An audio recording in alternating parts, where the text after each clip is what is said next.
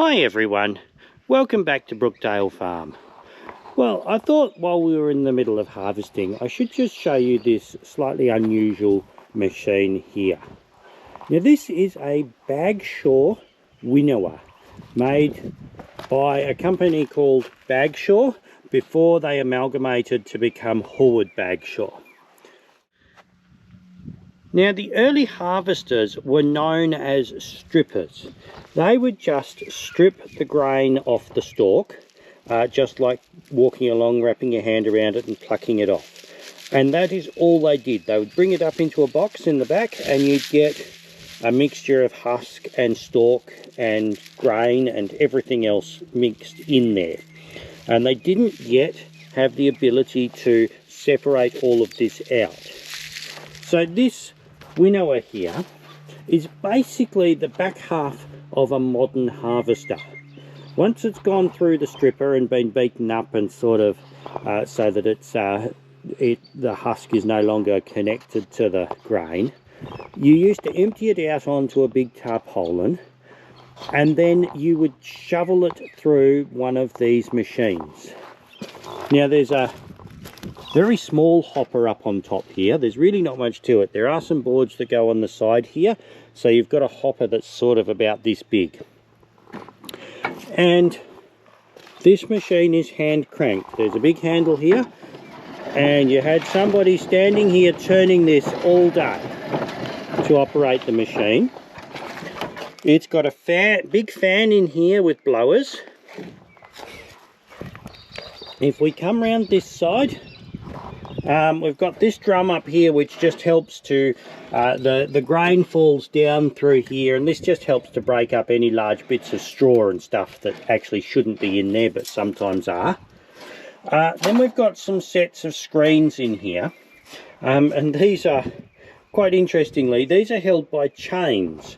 All the modern harvesters have got rubber bushes and all sorts of complicated mechanisms to hold the screens, because the screens, I think on this one they shake backwards and forwards this way.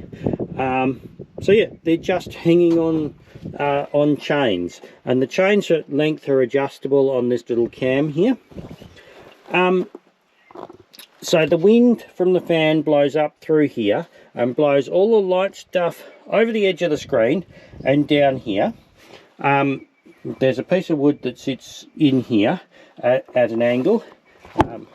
You can see where the old paint mark is there, to direct it out one side or the other here. This is all your husk and your light stuff that you don't really want. Everything else falls down through onto this next screen here. Any of your cracked grain and your really small grain falls through this screen here. And all your good grain runs down and out the bottom there. Now this one also, it's not on us at the moment, but from here it has a couple of elevators that bring the grain up and then into a bagging chute. I do have the elevators, they're just not on this one at the moment. Now this is pretty much all timber, this machine, so even the bearings on the shaft here, this is actually the oil hole down into the timber to oil this shaft. Obviously the shafts and all of that sort of stuff are metal, and they've all got, everything's got oil holes on it, so there would have been a reasonable amount of maintenance on this to go through and oil everything before you used it. But there's a whole heap of adjustments on it. This is numbered 1 through 6 here for moving this roller.